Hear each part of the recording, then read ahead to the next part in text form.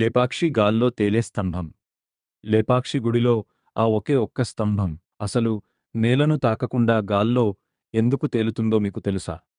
అవును, మన ఆంధ్రప్రదేశ్లోని లేపాక్షి ఆలయంలో దాదాపు 70 రాతి స్తంభాలు ఉన్నాయి. కానీ అందులో ఈ ఒక్క స్తంభం బరువు మొత్తం గాల్లోనే ఉంటుంది. జనాలు ఇప్పటికీ దీని కింద నుండి బట్టలు పంపిస్తూ టెస్ట్ చేస్తుంటారు. బ్రిటిష్ కాలంలో హామిల్టన్ అనే ఒక ఇంజనీర్ దీని వెనుక ఉన్న సీక్రెట్ తెలుసుకోవాలని ఆ స్తంభాన్ని గట్టిగా కదిలించడానికి ట్రై చేశాడు. కాని ఎప్పుడైతే ఆ ఒక్క స్తంభాన్ని కదిలించాడో చుట్టుపక్కల ఉన్న మిగతా స్తంభాలన్నీ కూడా కదలడం మొదలుపెట్టాయి. అంటే ఇది కేవలం ఏదో మ్యాజిక్ కాదు, మన పూర్వీకులు కట్టిన అద్భుతమైన ఆర్కిటెక్చర్ బ్యాలెన్స్. భూకంపాలు వచ్చినప్పుడు గుడి కూలిపోకుండా ఉండటానికి డిజైన్ చేసిన యాంటీ సెస్మిక్ టెక్నాలజీ ఇది. మరి మీరు ఎప్పుడైనా లేపాక్షి వెళ్లారా? కామెంట్ చేయండి. ఇలాంటి మరిన్ని ఇంట్రెస్టింగ్ విషయాల కోసం ఇప్పుడే సబ్స్క్రైబ్ చేసుకోండి.